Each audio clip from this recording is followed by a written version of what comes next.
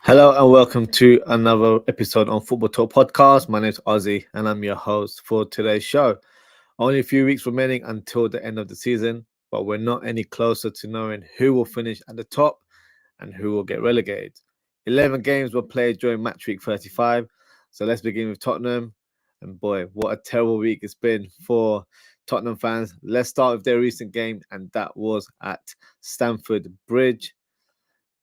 As you can see on the screen, the scoreline, Chelsea 2, Tottenham 0. What a result for the Blues. I'm sure the victory gives the fans some bragging rights against their London rivals. The game started where Chelsea should have been in the lead, to be fair. Mudryk hits a through ball. Jackson gets on the end of it, applies a first-time shot. Vicario saves it, but it's cleared off the line by Van der Ven. But his clearance hits Cole Palmer, who wasn't able to guide the ball. And they end up going over the bar. For me, he should have scored, as it was pretty much an open goal from a few yards out. Madueke has a shot from the edge of the box that just goes over the bar for Chelsea. But it was Trevor Chalobah who scores from a set piece. It was a looping header. Brilliant header from the defender. Romero almost equalizes for Spurs with a header, but the ball hits the outside of the post. But Chelsea clinched the winner as Cole Palmer hits a fantastic free kick that rattles the crossbar. Jackson is there first to react and scores a header from the rebound. That defeat certainly hurt the Spurs fans, but probably not as bad as the earlier fixture last weekend in the North London derby. It was a 5-goal thriller at the Tottenham Hotspur Stadium, and in the end, North London was red. The first goal, lovely hit corner from Saka on that right-hand side, flashes towards the danger zone, but unfortunately for Spurs, Emil Højbjerg tries to nod the ball away, but ends up hitting the back of his own net. Romero almost gets the equaliser, but just like the Chelsea game, he hits the woodwork once again. Van der Ven eventually hits the back of the net, but unfortunately the goal was ruled out by VAR for offside. And to make it worse, Arsenal then make it 2-0 from a counter-attack. Lovely pass from Havertz on that left-hand side across to Saka, who's through on goal and finishes clinically. Arsenal then make it 3-0, and this time Havertz gets himself on the score sheet with a close-range header. The Gunners are steamrolling Spurs, and this looks like it's going to be an easy victory. But Spurs showed a bit of fight towards the end of the game. Raya makes a complete hash of his clearance, gives the ball to Romero, who this time is able to convert his shot into a goal. Spurs were then awarded a penalty as Declan Rice hits the back of Ben Davis's thigh. Heung-min Son steps up and smashes it in the top corner. But unfortunately, at that stage, it was too little, too late. Spurs have lost 3 back-to-back games against Newcastle, Arsenal, and Chelsea. So it's not looking good with regards to claiming 4th spot this season. In Spursy fashion, it seems like they've bottled it once again. Next fixture, Nottingham Forest versus Man City, which ended 2-0 to City. Forest started the game very positively, but unfortunately, they were trailing in the 32nd minute as Kevin De Bruyne hits a lovely corner kick and Gvardiol applies a headed finish to give City the lead, a bullet header from the defender. Chris Wood has a chance from close range to equalise for Forest, but he completely miscues his finish. Forest were persistent and tried to their best to get the equaliser. Murillo almost scores from close range off a set piece. Alanga hits a low cross towards Chris Wood, but unfortunately his shot was blocked from close range.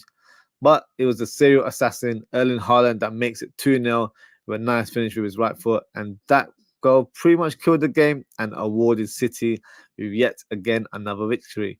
City are now second in the league, only 1 point away with a game in hand. Next game. A game that I would probably like to forget about, but here we are. So let's discuss the key moments. West Ham 2, Liverpool 2. First half, not much between the team, to be fair. Diaz hits the post for Liverpool. That was their best chance in the game. Jarrod Bowen hits a low shot that was parried away by Alisson. But credit to West Ham, they were very quick to react. They took a quick corner. Bowen breaks the deadlock. Defenders were asleep. Bowen leaps in the air and nods the ball into the corner. So at that stage, I'm thinking Liverpool need to make some changes, but Klopp stuck to his guns and brought out the same personnel in the second half. But it was a positive start for Liverpool as they broke the deadlock very early on their side. Robertson makes it 1-1, scoring from close range, and then Liverpool took the lead with some fortune as Gakpo hits a shot from a corner, hits a few West Ham players, and somehow finds his way into the back of the net. But then Liverpool were hit with a blow as Antonio leaps in the air to head it home to make it 2-2. Unfortunately, the game was overshadowed with the spat between Mohamed Salah and Klopp. My thoughts in that whole incident was the fact that Salah shouldn't behave the way he did on the pitch. There's no reason for you to have a go at your manager on the touchline. There's some discussions you should always do behind closed doors. I think that was the moment. But having said that, it probably just came from an emotional point of view where, number one, he didn't start the game. But number two, I thought personally Salah should have been brought on a lot earlier than he was. He came on around the 70 odd minutes. So he only played 15 minutes of the game. So the timing of the substitution for me wasn't right on Klopp's side. And in my opinion, he actually should have been brought on at half time. But, they've resolved their issues and, we move on from that incident. But during the game, bizarrely, there was a moment where Areola throws the ball away for a goal kick. By the letter of the law, that means the play is active. Gakpo tries to run to get on the end of the ball. The ref blows the whistle before he gets there, and for some reason, calls the West Ham medics to check on the goalkeeper. Now, there was an incident where the keeper was found, but didn't receive treatment at that moment. So bizarrely, the ref calls further sort of assistance or asks the medics to come on the pitch. Now, for me, the referee has made a complete hash of it. If only Gakpo had hit the back of the net, maybe there would have been a talking point as VAR would have had to review the incident further. But hey, you can't really rely on VAR nowadays. I can't but feel a bit robbed by that moment as it was a goal scoring opportunity that we should have capitalized on. It was pretty much a tap in. But hey, I wouldn't blame Gakpo as he played by the whistle, I guess. But these referees are so amateur in the Premier League. It's unbelievable. But hey, back to the game. Liverpool had a last moment to try and clinch the winner as Harvey Elliott hits the crossbar. And unfortunately, that was the end of the game. So overall, I'll probably say it's a fair result as West Ham showed some good moments in the game. But at the same time, Liverpool had plenty of chances to kill the game and were unable to do so. But hey, as I mentioned earlier on, moving on, Liverpool face Tottenham this Sunday at Anfield. A big game for both teams who are not in good form, to say the least. Next game, Aston Villa versus Chelsea, which ended 2-2. This was Chelsea's second fixture in match week 35, and they almost made a comeback to claim the win, but they had to settle for a draw in the end. Villa opened the scoreline as McGinn hits a shot in the 6-yard box, end up hitting Cucurella on the way in. Scrappy goal, but Liverpool. Villa were 1-0 up. Villa then make it 2-0 through Rodgers. A fantastic strike. Low shot in the near post. Roger does the Cole Palmer celebration, which he claims he did it first, as both players used to play for Man City. But regardless, a great finish from the attacker. Chelsea then make it 2-1 after Madueke hits a clean left-footed strike into the bottom corner from outside the box. So the game was on from there on. Gallagher then equalized with a fantastic left-footed curler, literally the same position that Madueke just scored moments before. And in crazy fashion, Disasi hits the back of the net from a set piece. Chelsea fans thought they got the winner, but unfortunately the goal was ruled out as Badashile nudges Diego Carlos before the ball arrived in the 6-yard box. So, yeah, unfortunately, it was a bit of an obvious nudge to the defender. So the goal was chalked off. A win and a draw for Chelsea in this match week. They've moved up to 8th position, which is quite a turnaround as they're not far from finishing in a position where they could qualify for European football next season. Villa, on the other hand, are in 4th place, 7 points clear from Tottenham, who are their nearest challengers in 5th place. So it's safe to say that they will qualify for Champions League football next season, which is a remarkable achievement for Unai Emery and his boys. In other fixtures, Manchester United won, Burnley won. This United team are a mixed bag, aren't they? They get one good result and collapse in the follow-up. And I have to say, United were quite fortunate to even get a point, as Onana was kept busy in this game.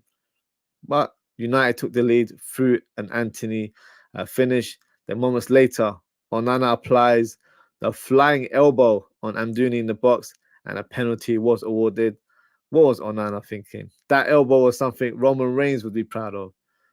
Omdani steps up and slots it in very calmly into the bottom corner. For me, points dropped for the Red Devils. They're currently 6th with 54 points. Now, I just mentioned Chelsea earlier on. Chelsea are only 3 points away from United in the league. Now, imagine if Chelsea somehow finish above United. That would actually be a very embarrassing moment for United, and I'm all for it. Next fixture, Fulham versus Crystal Palace, which ended 1-1, a point apiece in Southwest London. My boy Muniz opens the scoreline for Fulham, scoring a header from close range. Nice cross from Castagna with the assist. Palace left it very late to get the equaliser, as it was Jeffrey Schlupp who scores an absolute screamer from the edge of the box. What a strike it was. Next game, Newcastle 5, Sheffield United 1. The Blades were destroyed by Newcastle yet again this season. But funny enough, it was actually Sheffield United who took the lead through Ahmedovich.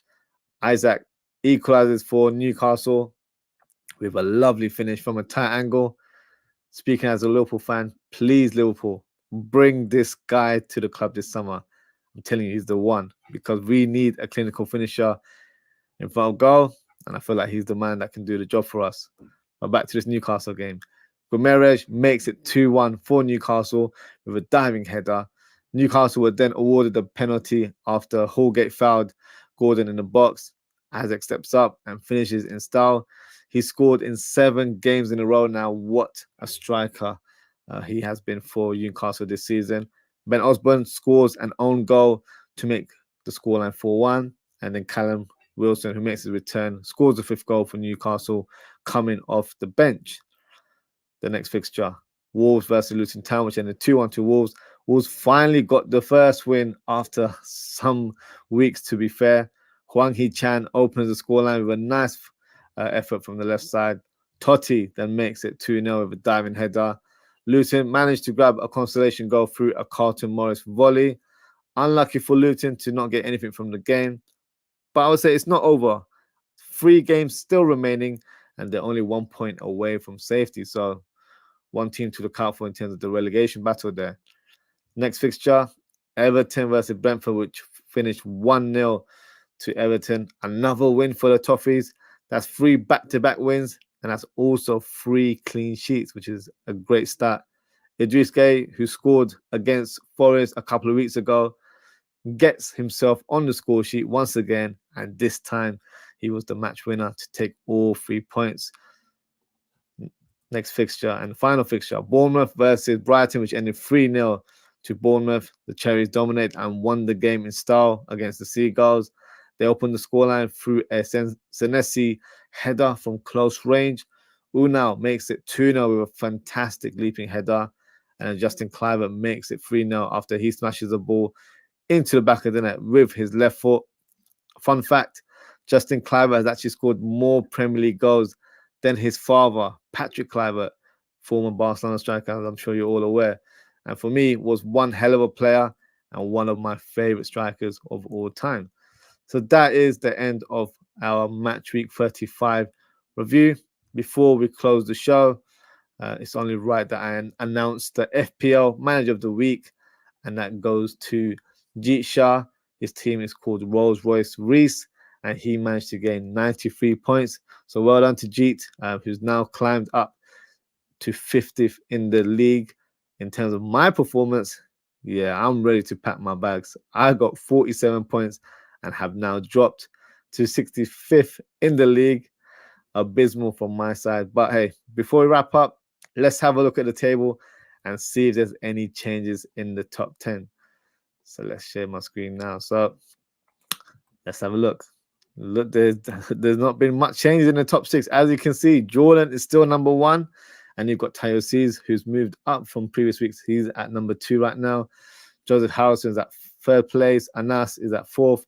Lebanese Saka is fifth. Anish Dogra is sixth. Pipo Inzaghi has moved up to seventh in the league. Fortunately, Nana Sari has dropped to eighth.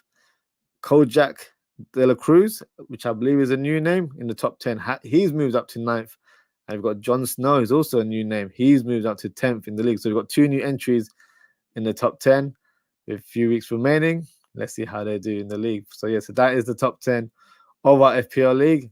And that also concludes the show for today. So thank you to everyone for tuning in. If you haven't already, please don't forget to like, comment, share, and subscribe to the channel.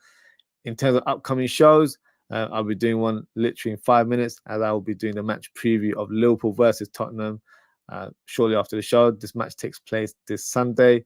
And speaking of Sunday, I will be doing a live watch along of that game at 4:20 p.m. UK time. And I'll be following up with a match reaction later in the same evening at 10 p.m. UK time. So best thing to do is hit that notification bell so you'll be notified of when I'm going live. And also follow me on social media for all the latest updates. You can follow me at OZZIE'S on Twitter/X, and you can also follow me at ozzy.ftp on Instagram, Threads, and TikTok. So until next time, guys, take care, stay safe, and I hope to see you all very, very shortly. Goodbye.